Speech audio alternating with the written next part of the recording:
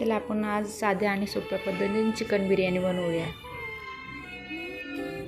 पहिले आपण तांदूळ शिजवून घेऊया, एका उकळीतून काढूया ते चाळणीमध्ये पूर्ण त्यातील पाणी काढून घेऊया।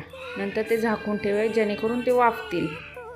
आता चिकन स्वच्छ धुवून त्याला अद्रक लसूणची पेस्ट, हळद, चिकन मसाला, बिर्याणी मसाला,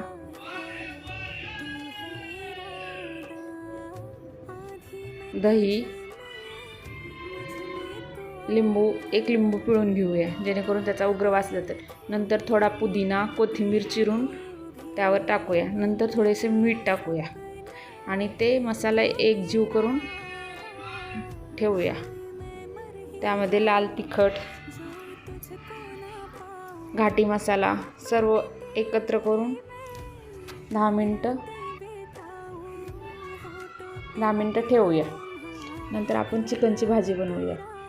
प्रथम कांदा लालसर होईस्तोवर भाजूया, त्यामध्ये टमाटर आणि आपलं मॅरिनेट केलेलं चिकन पूर्ण त्यामध्ये एकजीव करून शिजवून घेऊया।